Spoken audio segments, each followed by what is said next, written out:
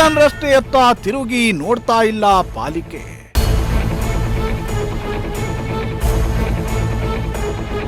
ಗಬ್ಬೆದ್ದ ನೀರಿನ ವಾಸನೆಯಲ್ಲೇ ಜನರ ವಾಸ.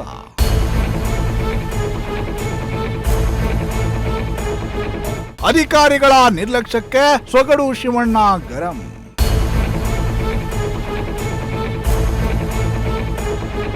ಅಬ್ಬಬ್ಬ, ಮಹಾನಗರ ಪಾಲಿಕೆಯ ಅಧಿಕಾರಿಗಳೇ ಯಾಕಿಷ್ಟು ನಿರ್ಲಕ್ಷ್ಯ, ಯಾಕಿಷ್ಟು ಸೋಂಬೇರಿತನ? ಮಹಾನಗರ ಪಾಲಿಕೆಯ ಅಧಿಕಾರಿಗಳ ನಿರ್ಲಕ್ಷ್ಯ ಎಷ್ಟಿದೆ ಅನ್ನೋದಕ್ಕೆ ಗಾರ್ಡನ್ ರಸ್ತೆ ಒಂದು ದೊಡ್ಡ ಉದಾಹರಣೆ. ನಿಮ್ಮ ಪ್ರಜಾಶಕ್ತಿ ಟಿವಿ ನಿನ್ನೆ ತಾನೇ ಗಾರ್ಡನ್ ರಸ್ತೆಯಲ್ಲಿರುವ ಯುಜಿಡಿ ಓಪನ್ ಆಗಿ ಹೊರಬರುತ್ತಿರುವ ನೀರಿನಿಂದ ಒಂದು ಕಡೆ ರಸ್ತೆ ಜಲಾವೃತವಾದರೆ ಮತ್ತೊಂದೆಡೆ ಮನೆಯ ಮುಂದೆ ನಿಲ್ಲುತ್ತಿರುವ ಗಬ್ಬೆದ್ದ ನೀರಿನ ವಾಸನೆ ಕುಡಿದು ಜನರು ಬದುಕುತ್ತಿರುವ ಪರಿಸ್ಥಿತಿಯ ಕುರಿತು ಸುದ್ದಿಯನ್ನ ಪ್ರಸಾರ ಮಾಡಿತ್ತು. ಆದ್ರೆ ಇದನ್ನೆಲ್ಲ ನೋಡಿದ ಬಳಿಕವೂ ಅಧಿಕಾರಿಗಳು ಮಾತ್ರ ಡೋಂಟ್ ಕೇರ್ ಅಂತಿದ್ದಾರೆ. ಅಲ್ಲಿನ ಸಮಸ್ಯೆಯನ್ನ ಸರಿಪಡಿಸುವ ಕೆಲಸವನ್ನ ಮಾತ್ರ ಮಾಡ್ತಾ ಇಲ್ಲ. ಪಾಲಿಕೆಗೆ ಸರ್ಕಾರದಿಂದ ಅನುದಾನ ಬಂದರೂ ಕೆಲಸ ಮಾಡಲ್ಲ ಅಂದ್ರೆ ಇದು ಅಧಿಕಾರಿಗಳ ನಿರ್ಲಕ್ಷ್ಯವೋ ಅಥವಾ ಜನರ ಮೇಲಿನ ತಾತ್ಸಾರವೋ ಇಲ್ಲವೇ ಜಾಣ ಕುರುಡರಾಗಿದ್ದಾರೋ ಗೊತ್ತಿಲ್ಲ. ಗಾರ್ಡನ್ ರಸ್ತೆ ಗಬ್ಬೆದ್ದು ನಾರುತ್ತಿದೆ ಅಂತ ಸ್ಥಳೀಯರು ಅನೇಕ ಬಾರಿ ಕರೆ ಮಾಡಿ ದೂರು ನೀಡಿದ್ದಾರೆ. ಪ್ರಜಾಶಕ್ತಿ ಟಿವಿಯು ಕೂಡ ವಿಸ್ತೃತ ವರದಿಯನ್ನ ಮಾಡಿತ್ತು. ಹೀಗಿದ್ರೂ ಕೂಡ ಅಧಿಕಾರಿಗಳು ಮಾತ್ರ ಯಾವುದಕ್ಕೂ ಕ್ಯಾರೆ ಅಂತಿಲ್ಲ.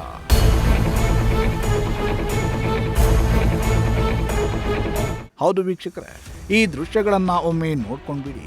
ಯುಜಿಡಿ ಚೇಂಬರ್ಗಳಿಂದ ಉಕ್ಕುತ್ತಿರೋ ನೀರು, ಗಲೀಜು ನೀರು ತುಂಬಿಕೊಂಡು ರಸ್ತೆ ಕೆರೆಯಂತಾದ್ರೆ ಮನೆ ಅಂಗಳದವರೆಗೂ ಗಲೀಜು ನೀರು ನುಗ್ಗಿದ್ದು ನಿವಾಸಿಗಳಿಗೆ ದೊಡ್ಡ ಸಂಕಷ್ಟವೇ ಎದುರಾಗಿದೆ. ಗಲೀಜು ನೀರಿನಲ್ಲಿ ವಾಹನ ಸವಾರರು ಮೂಗು ಮುಚ್ಚಿಕೊಂಡು ಸರ್ಕಸ್ ಮಾಡಿಕೊಂಡು ವಾಹನ ಚಲಾಯಿಸುವ ಪರಿಸ್ಥಿತಿ. ಇಂತಹ ಕೆಟ್ಟ ಪರಿಸ್ಥಿತಿಯನ್ನ ಗಾರ್ಡನ್ ರೋಡ್ನ ಜನರು ಕಳೆದ 2 ದಿನಗಳಿಂದ ಅನುಭವಿಸ್ತಾ ಇದ್ರು ಅಧಿಕಾರಿಗಳು ಮಾತ್ರ ತಲೆಕೆಡಿಸಿಕೊಳ್ತಿಲ್ಲ. ಹೀಗಾಗಿ ಇಲ್ಲಿನ ಜನರು ಮಾತ್ರ ಪಾಲಿಕೆ ವಿರುದ್ಧ ಆಕ್ರೋಶವನ್ನ ವ್ಯಕ್ತಪಡಿಸುತ್ತಿದ್ದಾರೆ.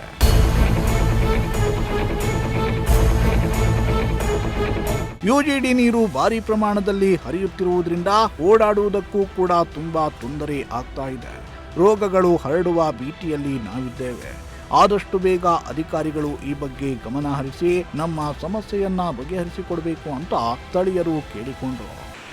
ವೀಕ್ಷಕರೇ, ತುಮಕೂರಿನ ಗಾರ್ಡನ್ ರಸ್ತೆಯಲ್ಲಿ ಯುಜಿಡಿ ನೀರೆಲ್ಲವೂ ತುಂಬಿ ಮಳೆ ನೀರಿನಿಂದ ಹೆಚ್ಚಾಗಿ ರೋಡ್ ತುಂಬ ಹರಿತಾ ಇದೆ ಅಂತ ಹೇಳಿ ನಾವು ನಿನ್ನೆ ಒಂದು ವರದಿಯನ್ನು ಮಾಡಿದ್ವಿ. ಆದರೆ ಯಾವುದೇ ಅಧಿಕಾರಿಗಳು ಇಲ್ಲಿವರೆಗೂ ಕೂಡ ಬಂದು ಇಲ್ಲಿ ಏನಾಗ್ತಾ ಇದೆ, ಇಲ್ಲಿನ ಜನರ ಸಮಸ್ಯೆ ಏನು, ಸ್ಥಳೀಯರಿಗೆ ಏನೆಲ್ಲ ತೊಂದರೆ ಆಗ್ತಾ ಇದೆ, ಈ ಮಳೆ ನೀರಿಂದ ಯುಜಿಡಿ ನೀರು ತುಂಬ ಹರಿತಾ ಇರೋದ್ರಿಂದ ಏನು ಸಮಸ್ಯೆ ಆಗ್ತಾ ಇದೆ ಅನ್ನೋಂಥ ಯಾರೂ ಕೂಡ ಗಮನಿಸಿ ಬಗೆಹರಿಸುವಂಥ ಕೆಲಸವನ್ನು ಮಾಡಿಲ್ಲ. ಇನ್ನು ಇಲ್ಲಿನ ಸ್ಥಳೀಯ ಶಾಸಕರುಗಳು ಈ ಕಡೆ ತಲೆಯನ್ನೇ ಹಾಕಿಲ್ಲ. ಇನ್ನು ಜಿಲ್ಲಾ ಉಸ್ತುವಾರಿ ಸಚಿವರಂತೂ ಇದ್ರ ಬಗ್ಗೆ ಏನೂ ಕೂಡ ಗೊತ್ತೇ ಇಲ್ಲ. ಸುಮಾರು ವರ್ಷಗಳಿಂದ ಈ ರಸ್ತೆಯಲ್ಲಿ ಮಳೆ ಬಂದರೆ ಸಾಕು ಯುಜಿಡಿ ಗುಂಡಿಗಳೆಲ್ಲವೂ ತುಂಬಿ ಇದೇ ರೀತಿ ರಸ್ತೆಯ ಮೇಲೆ ನೀರು ಹರಿತಾ ಹೋಗುತ್ತೆ. ಅದರಲ್ಲಿ ಇಲ್ಲಿ ಓಡಾಡುವಂಥ ಸಾರ್ವಜನಿಕರಿಗಾಗಿರ್ಬೋದು, ಪ್ರಯಾಣಿಕರಿಗಾಗಿರ್ಬೋದು, ಪ್ರತಿಯೊಬ್ಬರಿಗೂ ಕೂಡ ತೊಂದರೆ ಆಗುತ್ತೆ. ಹಾಗೂ ಇಲ್ಲಿನ ನಿವಾಸಿಗಳಂತೂ ಮೂಗು ಮುಚ್ಕೊಂಡು ಓಡಾಡುವಂಥ ಪರಿಸ್ಥಿತಿ ನಿರ್ಮಾಣವಾಗಿರುತ್ತೆ. ಆದರೆ ಯಾವ ಅಧಿಕಾರಿಗಳು ಕೂಡ ಇವರ ಕಷ್ಟವನ್ನು ಆಲಿಸಿ ಇಲ್ಲಿ ಸ್ಥಳಕ್ಕೆ ಬಂದು ಏನಾಗ್ತಾ ಇದೆ ಇಲ್ಲಿ ಪರಿಶೀಲನೆ ಮಾಡಿ ಇವರ ಸಮಸ್ಯೆಯನ್ನು ಬಗೆಹರಿಸ್ಕೊಡ್ಬೇಕು ಅಂತ ಯೋಚನೆನೂ ಕೂಡ ಮಾಡ್ತಾ ಇಲ್ಲ.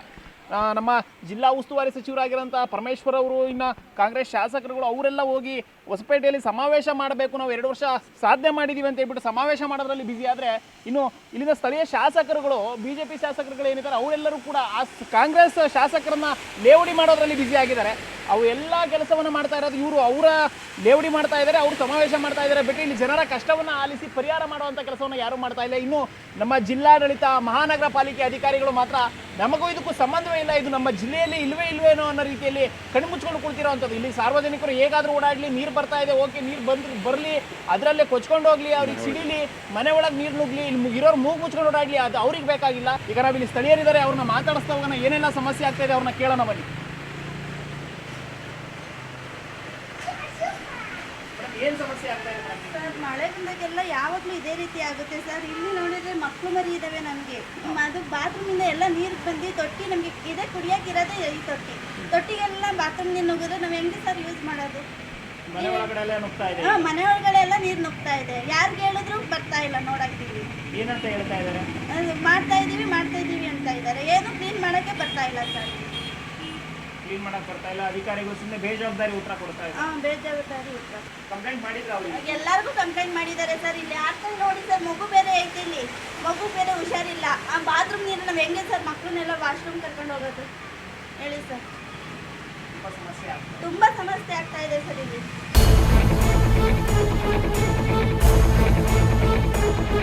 ಇನ್ನು ಗಾರ್ಡನ್ ರಸ್ತೆಯ ಅವಾಂತರದ ಬಗ್ಗೆ ನಿಮ್ಮ ಪ್ರಜಾಶಕ್ತಿ ಟಿವಿ ವರದಿಯನ್ನ ಮಾಡುತ್ತಿದ್ದಾಗ ಅದೇ ರಸ್ತೆಯ ಮಾರ್ಗವಾಗಿ ತೆರಳುತ್ತಿದ್ದ ಮಾಜಿ ಸಚಿವ ಸೊಗಡು ಶಿವಣ್ಣ ಗಾರ್ಡನ್ ರಸ್ತೆಯ ಪರಿಸ್ಥಿತಿಯನ್ನ ಕಣ್ಣಾರೆ ಕಂಡು ಪ್ರಜಾಶಕ್ತಿ ಟಿವಿಗೆ ಪ್ರತಿಕ್ರಿಯೆಯನ್ನ ನೀಡಿದ್ರು.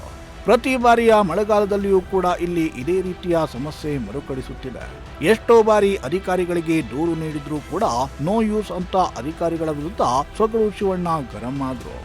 ಸೊ ವೀಕ್ಷಕರೇ, ನಾವು ಜನಗಳು ಹೇಳ್ತಾ ಇರೋದು, ಸ್ಥಳೀಯರು ಹೇಳ್ತಾ ಇರೋದು ಅನ್ನೋದು ತುಂಬ ತೊಂದರೆ ಆಗ್ತದೆ ಅಂತ ಹೇಳಿ ಈಗ ನಾವು ಇಲ್ಲಿ ವರದಿ ಮಾಡ್ತಿರೋದನ್ನ ನೋಡಿ, ಇಲ್ಲಿ ಮಾಜಿ ಸಚಿವರು ಸೊಗಡು ಶಿವಣ್ಣವರು ಕೂಡ ಕಾರಣವಿಸಿದ್ರು. ಅವ್ರನ್ನೂ ಮಾತಾಡ್ಸೋಣ. ಈ ಸಮಸ್ಯೆ ಇಷ್ಟೊಂದು ದಿವಸದಿಂದ ಇದೆ, ಯಾಕೆ ಬಗೆಹರಿತಿಲ್ಲ, ಅವರಿಗೆ ತಿಳಿದ ಮಟ್ಟಿಗೆ ಇಲ್ಲಿ ಯಾವ ರೀತಿ ಅಧಿಕಾರಿಗಳು ಬೇಜವಾಬ್ದಾರಿತನ ತೋರಿಸ್ತಾರೆ ಅಂತ ಅವರಿಂದ ನಾವು ಕೂಡ ತಿಳ್ಕೊಳ್ಳೋಣ. ನಮಸ್ಕಾರ. ಏನಿಲ್ಲ, ಇದು ಇನ್ನೂ ನೆನಮಳೆ ಸ್ವಲ್ಪ ಏನಾರ ಜಾಸ್ತಿ ಆಗಿದ್ರೆ ಇಲ್ಲಿ ಏನೇನು ಮುಳುಗ್ತವೆ ಅನ್ನೋದೆಲ್ಲ ಈಗ ನೋಡಿರಿ, ಇದು ಓಡಾಡೋಕ್ಕೆ ತೊಂದರೆ ಆಗೋದಲ್ಲ, ದೊಡ್ಡ ದುರಂತ ಆಗುತ್ತೆ. ಮೊದಲೇ ಈಗ ಮಳೆಗಾಲ ಬರೋದಕ್ಕೆ ಮೊದಲೇ ಏನು ರಾಜಕಾಲುವೆಗಳಿದ್ದೋ ಏನು ಕಾಲುವೆಗಳಿದ್ದೋ ಎಲ್ಲೆಲ್ಲಿ ಆ ನೀರನ್ನ ಲಿಫ್ಟ್ ಮಾಡತಕ್ಕಂಥ ಒಂದು ಇದರೊಳಗೆ ಎಲ್ಲ ರೆಡಿಯಾಗಿರಬೇಕು. ಜನಕ್ಕೆ ತೊಂದರೆ ಕೊಡ್ತಕ್ಕಂಥದ್ದು ಇರಲ್ಲ. ಇವತ್ತು ನೋಡ್ರೆ ದೊಡ್ಡ ಅನಾಹುತ. ಅಲ್ಲ, ಈಗಾಗಲೇ ಬೆಂಗಳೂರು ಮುಳುಗೋಗ್ತಾ ಇದೆ, ತುಮಕೂರು ಕೂಡ ಬೆಂಗಳೂರು ಅಷ್ಟೇ ಬೆಳೀತಿರೋಂಥದ್ದು. ಈ ಉದಾಹರಣೆಗೆ ಅಲ್ಲಿ ಭೀಮಚಂದ್ರ ಬರ್ತಕ್ಕಂಥ ಒಂದು ಏನು ದೊಡ್ಡದೊಂದು ಬ್ರಿಡ್ಜು ಆ ಕಾಲದಿದೆ, ಅದನ್ನು ರೆಡಿ ಮಾಡಬೇಕು. 4 ಇದಕ್ಕೆ ರೆಡಿ ಮಾಡ್ಬೇಕಲ್ಲಿ. ಈಗ ಅಲ್ಲಿಗೆ ಹೋಗಿ ನೋಡ್ತೀನಿ. ಇವಾಗ ಅಲ್ಲಿ ಹೋಗಿ ಎಲ್ಲ ಸುತ್ತ ಇಡೀ ಊರು ತುಂಬ ನೋಡ್ಕೊಂಡ್ಬರ್ತಿದ್ದೀನಿ. ಯಾಕೆಂದರೆ ಎಲ್ಲ ಕಡೆಗೂ ಫೋನ್ಗಳು ಮಾಡ್ತಾವ್ರಿ ಪಾಪ. ಹೌದು ಸರ್. ಆ ಮಹಾನ್ ಭಾವಗಳಿಗೆ ನಾವು ಸ್ಪಂದಿಸ್ಬೇಕಲ್ವಾ.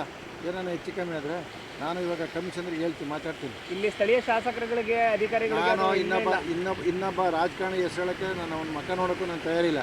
ನಮಗೆ ಬೇಕಾಗಿರ್ತಕ್ಕಂಥದ್ದು ಮಹಾನ್ ಭಾವಗಳು, ಜನ ನಮ್ಮನ್ನು ಮನುಷ್ಯರು ಮಾಡಿರ್ತಕ್ಕಂಥದ್ದು ಅವ್ರನ್ನ ನಾನು ಅವ್ರು ಯಾರು ಫೋನ್ ಮಾಡ್ತಾರೆ, ಎಲ್ಲಿ ಮಾಡ್ತಾರೆ ಅದನ್ನು ನೋಡಿಕೊಂಡು ನಾನು ಏನು ಯಾರಿಗೆ ಹೇಳ್ಬೇಕು ಅದನ್ನು ಹೇಳ್ತೀನಿ, ಸರಿ ಮಾಡಿಸ್ತೀನಿ, ಬಿಡೋದಿಲ್ಲ.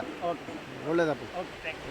ಸರ್, ವೀಕ್ಷಕರೇ, ನೀವು ನೋಡಿದ್ರೆ ಅವರು ಮಾಜಿ ಸಚಿವ ಸೊಗಡು ಶಿವಣ್ಣವ್ರು ಹೇಳ್ತಾ ಇರೋದೇನು ಅಂತಂದರೆ, ಪ್ರತಿ ಬಾರಿಯೂ ಕೂಡ ಇದು ಸಾಧಾರಣ ಮಳೆ ಬಂದಿರೋದಷ್ಟೇ, ಹೆಚ್ಚು ಧಾರಾಕಾರವಾಗಿ ಮಳೆ ಸುರಿದಿಲ್ಲ. ಸಣ್ಣ ಮಳೆಗೇ ಈ ರೀತಿ ಆಗ್ತಾ ಇದೆ ಅಂತಂದರೆ ನಾವು ಏನು ಮುಂಜಾಗ್ರತಾ ಕ್ರಮಗಳನ್ನು ಕೈಗೊಳ್ಳಬೇಕು, ಆ ಕ್ರಮಗಳನ್ನು ಮುಂದೆ ಕೈಗೊಳ್ಳಬೇಕಾಗಿತ್ತು. ಎಲ್ಲರ ರಾಜಕಾಲುವೆ ಎಲ್ಲೆಲ್ಲಿ ಇದೆ ಅದನ್ನೆಲ್ಲವನ್ನು ಕೂಡ ಸರಿಪಡಿಸಿ ಕ್ಲೀನ್ ಮಾಡಿಸಿದರೆ ಇಷ್ಟೊಂದು ದುರಂತ ಆಗ್ತಾ ಇರಲಿಲ್ಲ. ಮುಂದೆ ಆಗೋ ದೊಡ್ಡ ದುರಂತವನ್ನು ಕೂಡ ತಪ್ಪಿಸಬೇಕಾಗಿದೆ. ನಾನು ಯಾವುದೇ ರಾಜಕಾರಣಿಗಳಿಗೆ ಬಿಟ್ಟು ಮಾಡಿ ತೋರಿಸೋದಿಲ್ಲ, ಅವ್ರ ಕೆಲಸವನ್ನು ಅವ್ರು ಮಾಡಬೇಕಾಗಿತ್ತು. ನನಗೆ ಬಂದಂಥ ಮಾಹಿತಿಯ ಪ್ರಕಾರ ನಾನು ಹೋಗಿ ಅಧಿಕಾರಿಗಳಿಗೆ ತಿಳಿಸ್ತೇನೆ ಅಂತ ಹೇಳ್ಬಿಟ್ಟು ಹೇಳ್ತಾ ಇದ್ದಾರೆ. ನೀವು ನೋಡಿ, ಅವ್ರು ಎಷ್ಟು ಮಟ್ಟಿಗೆ ಹೇಳಿದ್ರು ಅಂತಂದರೆ, ಸಾಧಾರಣ ಮಳೆಗೆ ಈ ರೀತಿ ಆದರೆ ಇನ್ನೇನಾದರೂ ಧಾರಾಕಾರ ಮಳೆ ಬಂದರೆ ಇನ್ನು ಯಾವ ರೀತಿ ಹರಿಬೋದು ಅಂತ ಅವರೇ ಕೂಡ ಹೇಳ್ತಾ ಇದ್ದಾರೆ. ಯಾಕಂದರೆ ಬೆಂಗಳೂರು ಆಗಲೇ ಮುಳುಗಿ ಹೋಗ್ತಾ ಇದೆ. ತುಮಕೂರು ಕೂಡ ಬೆಂಗಳೂರಿನಷ್ಟೇ ಎತ್ತರವಾಗಿ ಬೆಳೀತಿರುವಂಥ ನಗರ, ವೇಗವಾಗಿ ಬೆಳೀತಿರುವಂಥ ನಗರ. ಬೆಂಗಳೂರು ಮುಳುಗಡೆ ಆಗ್ತಾ ಇದೆಯಲ್ಲ, ಆ ರೀತಿ ನಮ್ಮ ತುಮಕೂರು ಮುಳುಗಡೆ ಆಗೋದು ಬೇಡ.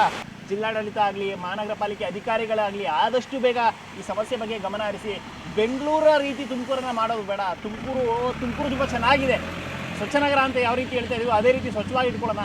ಅಸ್ವಚ್ಛತೆ ಕೂಡಿರುವ ಕೊಚ್ಚ ನೀರಿನ ರಸ್ತೆಯಲ್ಲಿ ಓಡಾಡೋ ರೀತಿ ಮಾಡ್ಕೊಳ್ಳೋದು ಬೇಡ ಅನ್ನೋದು ನಮ್ಮ ಆಶಯ.